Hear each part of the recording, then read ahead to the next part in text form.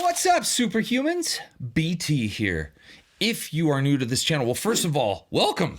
I'm stoked to have you. I like to create content that's going to help you move, feel, and perform better, both mentally and physically. And if you're not new, well, great to see you back, but you've probably seen a multitude of videos on this channel all about thermoregulation devices. Thermoregulation is just a fancy way of saying regulating your temperature. And specifically, we're talking about regulating your temperature during sleep. Now, if you are like me, you might be a hot sleeper. Correction, let me be more accurate. I'm a magma hot sleeper. I run so hot. And for so long, I got horrible sleep. It was never enough. That was until about 5 or 6 years ago, I got my first taste, my first experience using a thermoregulation device to sleep.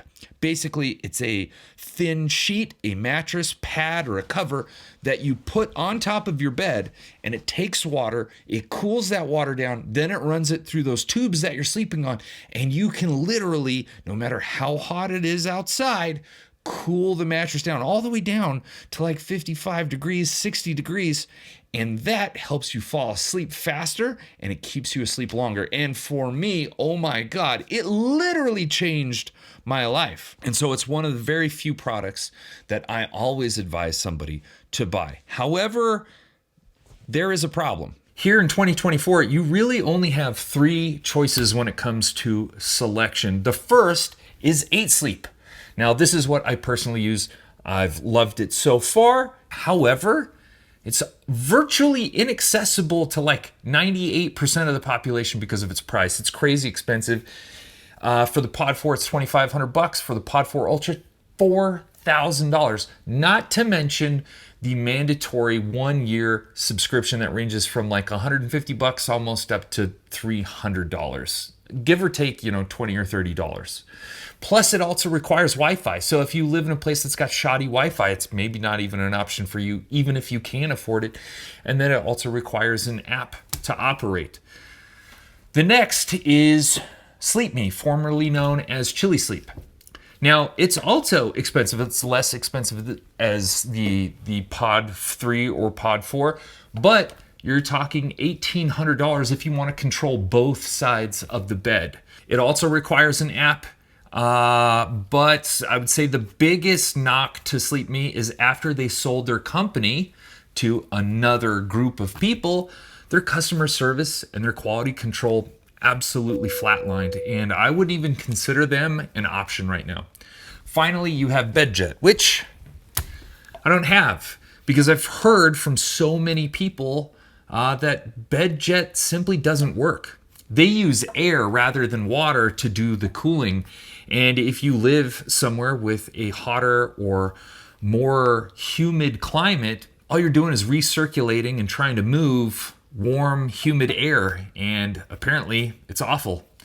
So I gotta think that in 2024, if you've got a product that can absolutely change someone's life, we need more options. We desperately need more competition. So of course, when a new company called HydraSnooze reaches out to me and asks me, hey, do you want to try our new product? It doesn't require an app. It doesn't require Wi-Fi. It doesn't require one of those pesky, ridiculous subscriptions and costs about 1/3 of what the 8 Sleep does. Of course, I jump on the chance to try it out. Here it is. This is the HydraSnooze. My dog is underneath my desk and he refuses to move, so this is a little more difficult than it should be.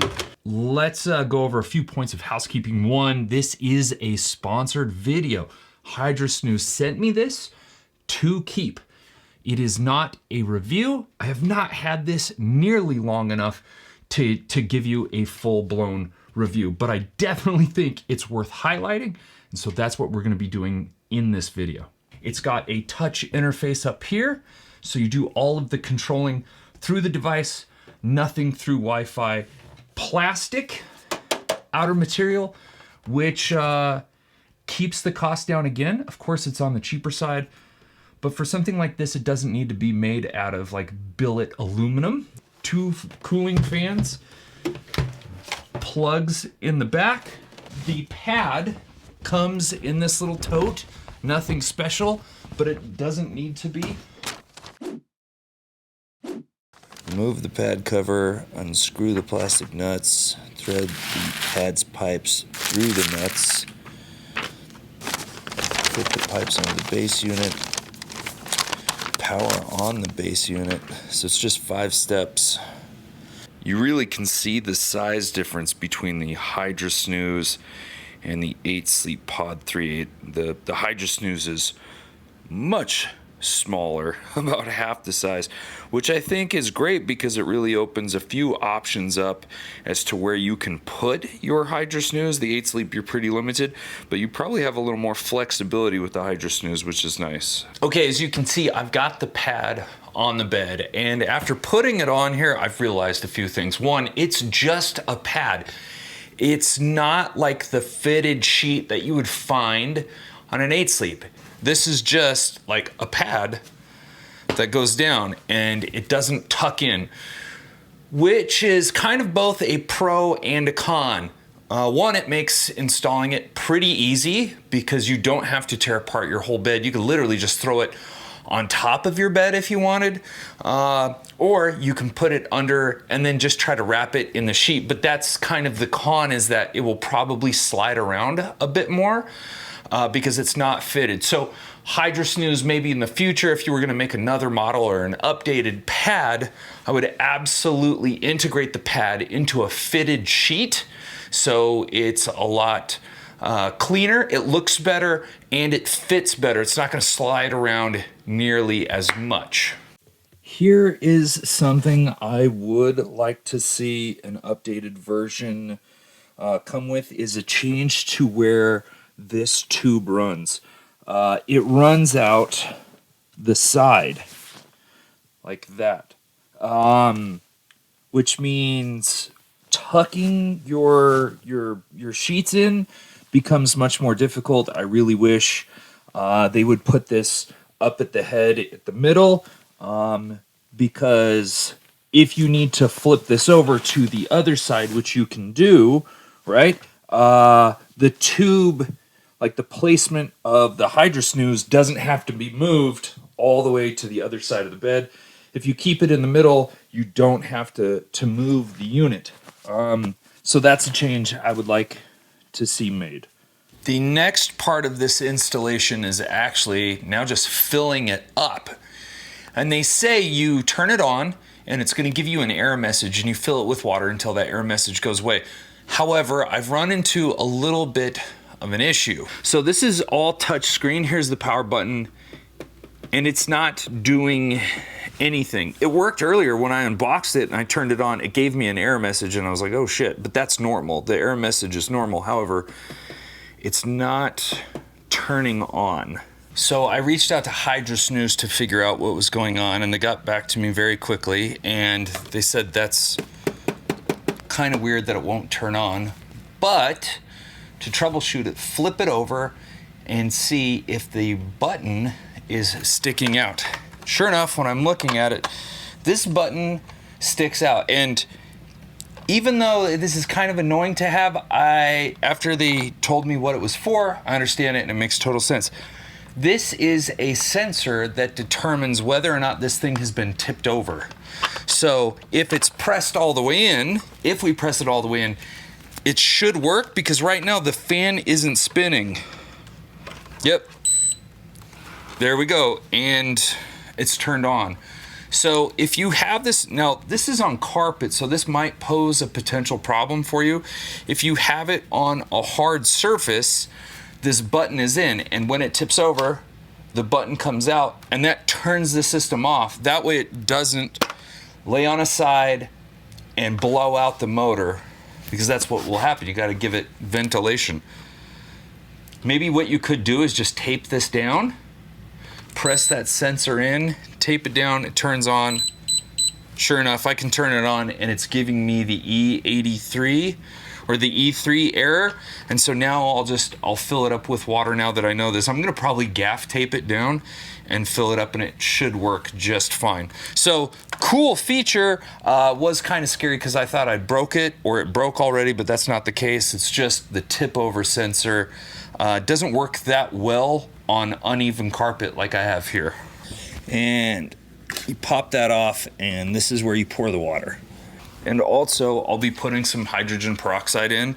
And this is just gonna help prevent mold getting into the system. If mold gets into the system, it's gonna ruin the system. Okay, basically, it's good to go.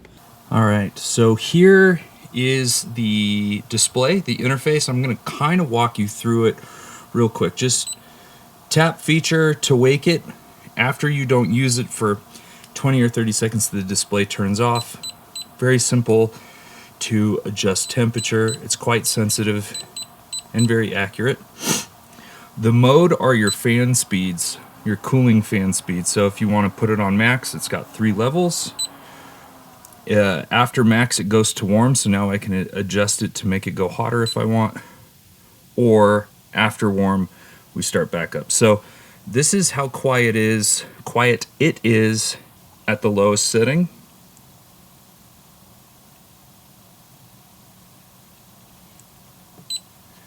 Here's the volume at the second setting.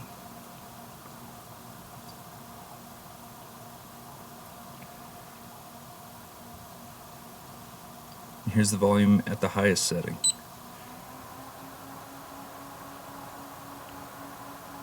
Now, if you want it to just run, it will shut off after 12 hours. All right. If not, you can use the timer to select how many hours you want it to shut off after. And that's it. Very simple, very easy to use. Welcome back. It has been, I want to say, almost 4 weeks since I've had the Hydro Snooze. And these are what I think are the most important bits of information that you're gonna wanna know. First of all, let's talk about the build quality. Now, there is one aspect of the Hydro Snooze's build quality that I will call a little suspect. And that's actually not the Hydro Snooze. Those are the tubes that run out of the mat and connect to the Hydro Snooze. They're made out of a thin plastic. And I'm not worried about the plastic tubing tearing. I'm worried about it kinking. I'm not worried about the hoses or the tubes rather kinking inside of the cover that you're sleeping on. I don't think that's an issue. I have not found that to be an issue. Where I find it to be an issue is where it connects to the Hydro Snooze. Now, if it does kink, water isn't gonna flow and you're not gonna get those cooling or heating effects that you're looking for. So Hydro Snooze, if you do update this unit in the future, I would say try to make the tubes out of a material that are much more flexible and maybe a little bit bigger so we don't have to worry about the kinking. Now, the most important bits, the cooling. That's why you're buying this, for the temperature regulation. And there are a few components that make up that cooling and heating. First of all is the pad. Originally, when I got the pad out and I looked at it, I thought it was gonna be honestly kind of scratchy and kind of uncomfortable. It is not scratchy or uncomfortable at all. Where it's nice and thick and insulated, it's very comfortable, but you don't feel the cooling effects as much. Positive about it being two-sided is you can flip it over, be closer to the tubes, and feel that cooling effect much more dramatically. With the cost being what it is, we don't get some of those features. And one of the features you don't get with this pad is dual zone control. While I was editing this video, my contact from Hydro Snooze reached out to me and gave me some great information.